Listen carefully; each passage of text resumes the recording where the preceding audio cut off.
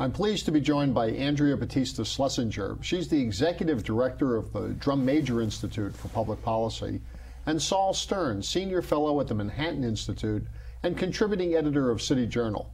Welcome to CityWide. Thank you. Good to be here. Every presidential election year has its own rhythm and its own unusual features. This seems to be the weirdest election that I can remember.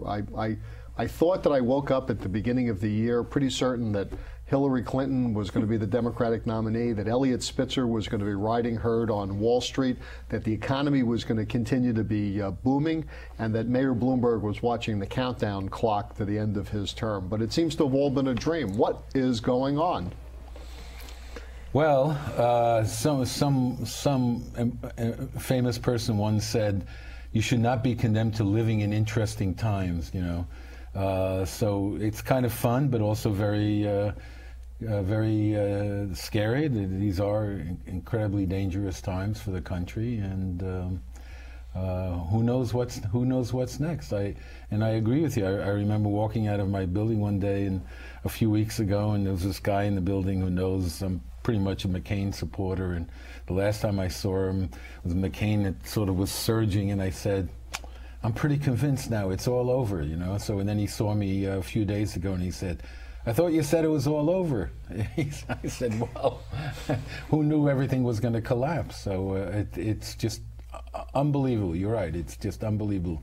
And I think it's going to get even weirder after the election. So are these chickens coming home to roost? Well, first of all, there are very few people, and I know you say this for the sake of argument, to provoke us, but who woke up in January and thought the economy was going to be fine.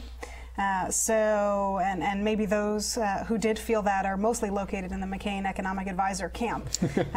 So unfortunately for the country, I mean, most of us who have been in this business have been warning about the impending doom that would result as the foreclosure crisis and the home mortgage crisis would manifest. So we knew that this moment was coming. The question was going to be, how much would the economy be the issue during this But election? also, it was always in view of the foreclosures putting people out of their homes. I don't think that there were a lot of people who anticipated that it was going to trickle up. And by the way, there were. By the way, if you read City Journal, either the magazine or the website, over the last 6 months, you'd see consistently some of our writers like Nicole Jelinas and Steve Malenga have in fact been predicting that we're headed for a disaster because of the mortgage situation and what's happening with the banks. And I would say it's probably not a trickle up. You know, I mean, the truth is that in this way, it's almost a trickle down,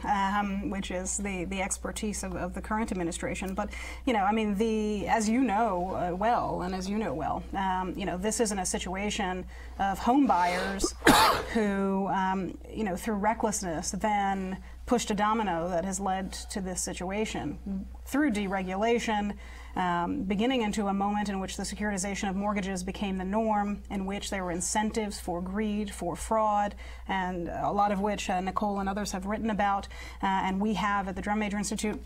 We knew this was going to. We knew that this was going to happen. So, you know, not to dwell on semantics, but I think it's important, since in January, for example, you know, when all of this started to hit. You know, the president announced a council on financial literacy, a commission on financial literacy, as if people knowing a little bit more about how to set up checking accounts and deal with the person who was giving them a mortgage would have staved off this enormous deregulatory failure. But some of this is due to irresponsible decisions and on the part of ordinary consumers and home buyers. Nobody forced people to purchase homes that they knew they couldn't afford. Sure, they were lured into it. Sure, they were lured into it. Right, and in many cases, and in many cases, they were, you know, they were putting all their money into a mortgage they couldn't afford, and not paying for health insurance. I mean, I think there are always going to be exceptions, and there are always going to be people on the ends. Let's not forget the role.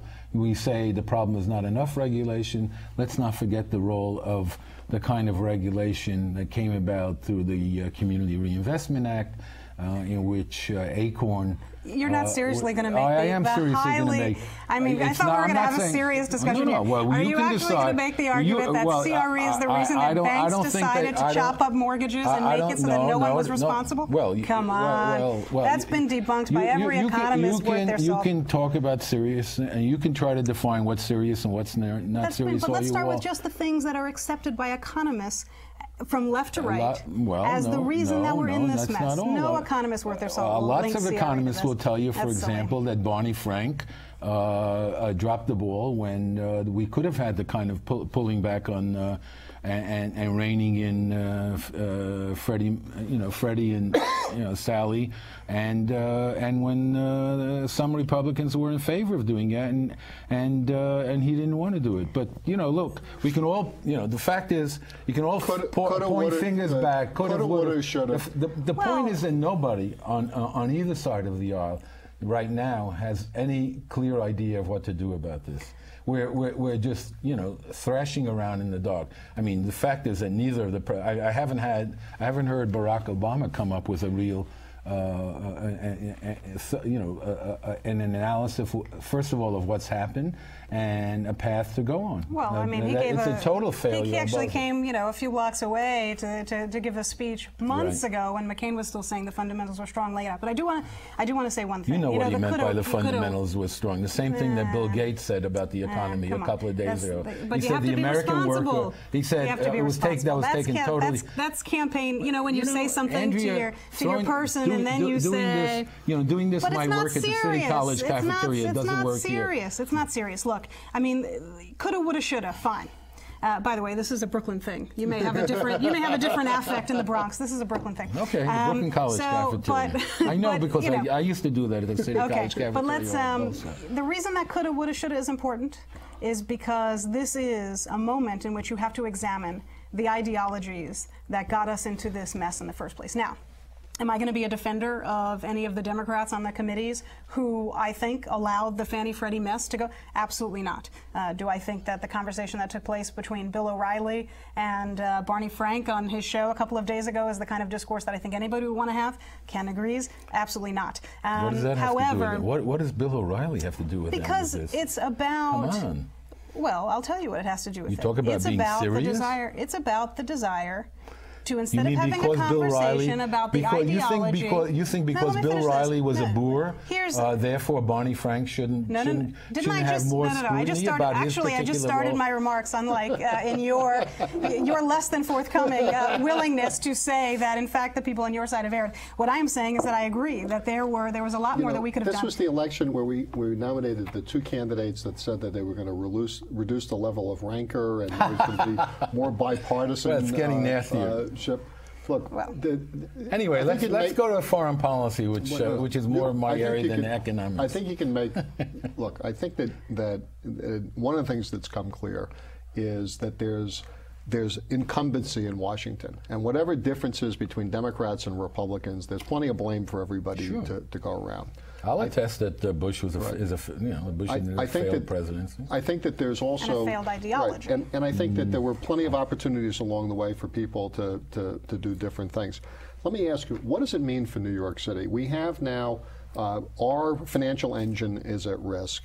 And at the same time, the country seems to be revolted at the notion of bailing out people who are our neighbors and the people who support the economy in the city. Wall Street is becoming a dirty word. What does that mean for New York? Well, we're in a lot of big trouble. There's no question about it. There's going to have to be very severe budget cuts. But part of the problem was that Mayor Bloomberg was adored by the media in this city. While nobody was looking, just spent like a drunken sailor. It's true he put a little money aside for a rainy day, but part of the problem we're going to have is an enormous increase in the budget. For example, in education, he raised the spending on our schools from $12.7 billion in 2002 to currently over $21 billion. Bad thing? What? Is that a bad thing? Oh, absolutely, because we didn't get any kind of a bang for the buck as he promised us when he took control of the schools. So what so we're going to have a real tough problem because Wall Street's not going to continue laying the golden goose, and we're going to have to figure out how to diversify the city's economy and reform. And we're really Saul says that Bloomberg was not a good financial steward for the city. Well, let me go back to one thing, which your question before about what the impact of all of this is going to be on New York, and I think it speaks to three things. One, Saul is absolutely right. We're going to have to diversify this city's economy. And we've been overly reliant on the financial sector for way too long. And now we need to be thinking very hard about how do we create middle-class jobs and how do we enable people who are in jobs to make the kinds of livings that will enable them to have a middle-class standard of living. The other piece is that there are other ideas about what we need to do in D.C. to get us past this moment. So one way was to directly infuse money into Wall Street. The other idea was to say this problem started as a home foreclosure crisis. Let's figure out how to keep people in their homes so that they don't foreclose. And we've got a lot of ideas about that on the DMI blog. In fact, I will put money on it, although I'm not a betting person, that until we take some of those steps that enable us to keep people in their homes, the economy is going to continue to tank. But the third piece here is that New York City is an engine of the entire state's economy. Mm-hmm. And that's true for cities across the country. Who has a plan for how we're going to support, invest, take what's working in cities and bring it to other cities? Who's going to be thinking about how we keep cities strong and invest in cities? That's going to be a major question, unfortunately not one that's been discussed in this presidential election. So that's another way in which New York needs to be thinking about the stakes of this presidential election.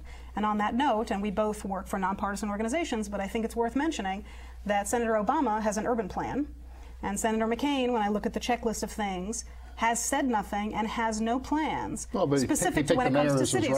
That's ironic, but literally has no articulated plan. And you may disagree with Obama's, but has no articulated plans when it comes to cities. And I think that's very dangerous for our economy. We're going to continue right after this.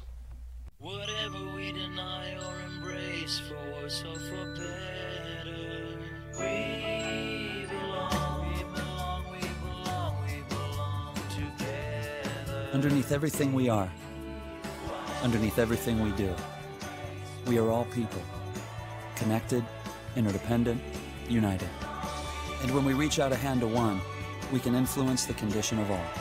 That's what it means to live united. Welcome back to CityWide. We're speaking with Saul Stern, Senior Fellow at the Manhattan Institute, and Andrea Batista Schlesinger, Executive Director of the Drum Major Institute. Has the economy completely eclipsed foreign policy in this campaign? A few weeks ago, Iran, relations with Russia, particularly after their incursion into Georgia, the war in Iraq and the war in Afghanistan, the war on terror, seemed to be the battleground for the two candidates. And now it seems to be, all of those issues seems to have been pushed aside. Yes, I think you're right, and it's unfortunate. And the best evidence of how the economy has eclipsed foreign policy is that McCain was surging, and as soon as just overnight, the banks started collapsing, and then you had the Fannie Mae and Freddie Mac crisis. Clearly, the bad, horrendous economic news played into Obama's hand, and people, as they usually do, blame the administration in charge when there's a bad economy, and it's unfortunate because as bad as the economy is, we have very serious problems around the world and challenges. We do still have a war with Islamic Jihad. It's not just a two-front war; it's a multi-front war, and our very future as a society depends on whether we wage this war with intelligence and with commitment. Or is it the Bush foreign policy is the contributing factor? Well, first of all, anybody who's been following the polling, not just the political, which candidate you support, but the polling of where Americans, what Americans are most worried about. We did one of these polls in July and actually knew that this moment was coming because number one, economy. Number two, jobs. Number three, gas. we asked people in our poll, which do you think is more likely, that Brad Pitt and Angelina Jolie will be together in 25 years, or that gas will have returned to $3 a gallon? And they said Brad and Angelina would still be together. And so that gives you a sense of people's worry. Terrorism, low, and actually taxes rounding out the bottom of the list, which is another thing to be thinking about in terms of frustration with the tired ideology in which tax policy is substituted as an economic growth policy. But, I think this is what's real to people. So it's not like a political process decided that one issue would be more important than another. It's that this is what people are feeling. And I will say, though, that, the truth is that the reason that I think Senator Obama is the nominee was because of foreign policy. So people had very strong feelings, and continue to, about this war. And I don't think Senator Obama would be the nominee. I don't think that's true at all. I think you think Senator Obama would be the nominee if he went to the left of Hillary. Absolutely. Well, but he's a nominee because he ran a better campaign, he was better organized. The only reason that he was able to be at the forefront was his vote. Because he took a tremendous advantage, very smart, of the caucus states, and built a large lead. You don't believe that his argument to the voters? Come on. You don't think that the reason that he was as competitive as he was, and that young people were supporting him as much as he did, you don't think that argument has anything to do with the fact that he talked and actually led his campaign about being against that? That was a defining issue for him. It was a defining issue for him. It wasn't a defining issue for the Democrats who voted, because 18 million people, just about the same number of people voted for Hillary as voted for Obama. Right, but the and only reason that he was able to compete, if she hadn't done so badly in the caucus states, and if her campaign wasn't so mismanaged, I think there's a good shot she would have been the nominee. Well, that's a coulda, woulda, shoulda, but which, and but and I may actually. You're the one that said. Well, the reason I'm bringing it up is that it's impossible to ignore that Senator Obama's campaign and success was driven in great part by his opposition to the Iraq War. Is that we're about to probably will elect a president who's had absolutely zero experience, with not a single. I defy anyone at this table to give me one major accomplishment in government for Obama, and he's going to be the president at a time in which, it's true, people have forgotten about terrorism, but the first time... I don't think people have forgotten about terrorism. In fact, I take insult that people who think that there is a different approach to foreign policy and that the economy is very important automatically don't care about terrorism. I live in this city, too. You just said that the terrorism is down the list on that doesn't mean that people who believe but the that point terrorism is, it's down isn't the important list. to people. It's down the list because we haven't had a terrorist attack in our country since 9/11. I think that's right. The urgency, which is sometimes forgotten as something that this administration should be credited with. The fact is, if there was an attack, there'd be, And by the way, many believe that our economic health is directly related to our place in the world and to global safety. So I don't think we should separate these two things. That's often what we do,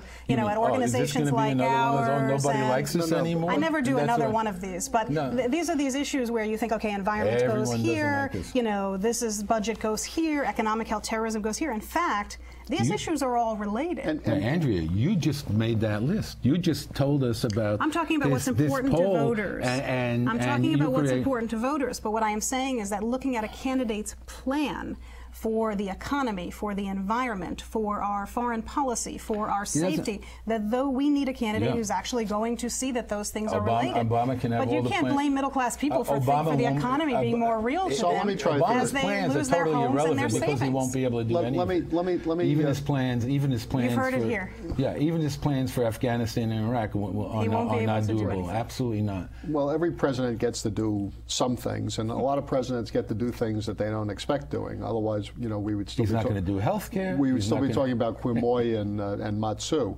the defining issue of the 1960 campaign that after Kennedy was elected, nobody heard of again. Let me posit to you that I was somewhat reserved about Senator Obama when he started.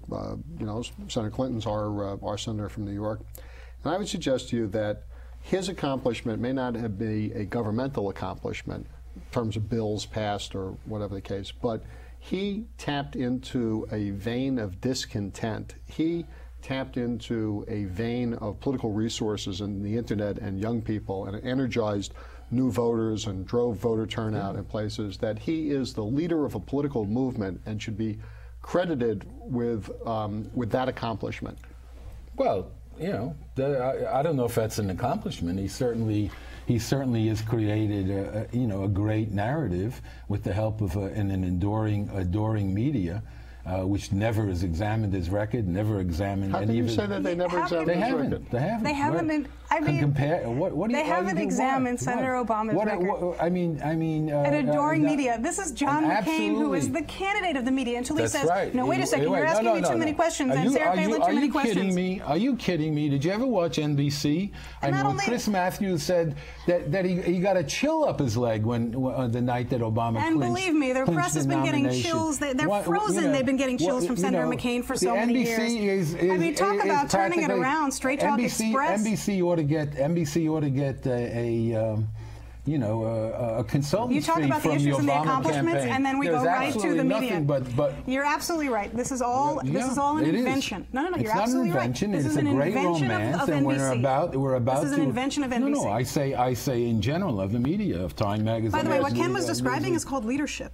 Actually, leadership. That's what that's called. Okay. So speaking of we've had other people in our history who have run great campaigns and mobilized the masses, and then have done very little when they're in office. So is there a positive legacy? You referenced the Bush presidency as a failed presidency. Yeah. Is there a positive legacy from the Bush presidency?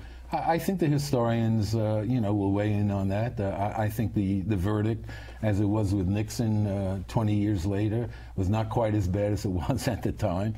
And I think down the road, it'll be a little less critical than we would all agree on now.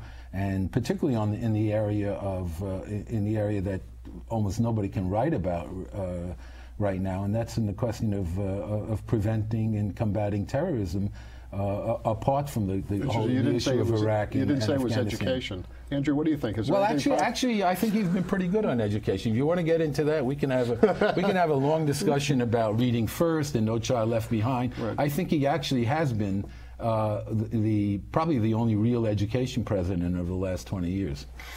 Well, I think he's certainly given a lot to a progressive movement. I mean, he is essentially he has handed us a great gift, which is to show how ultimately bankrupt, literally and figuratively, a conservative ideology is.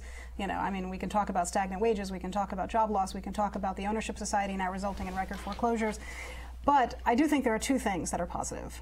One is, I think it was very important for a president to talk about immigration in the way that he did. At least one of the Manhattan Institute fellows agrees. The other one rants about illegal alien rapists and doesn't have a contribution to make. But Tamar, I'm talking about, who is very productive on this topic, the president had to say, let's stop the insanity about talking about mass deportations. Are you really saying that Heather McDonald, all she does, all her writings are about illegal immigration No, just the ones rapists? about immigration. Oh, just then there are the other topics, like when she talks about college date rapes being a myth and whatever she can do to get in the press. But anyway, I think the president was very much a leader on that. One of the country's leading just to go to immigration, which who tries to get things into the press.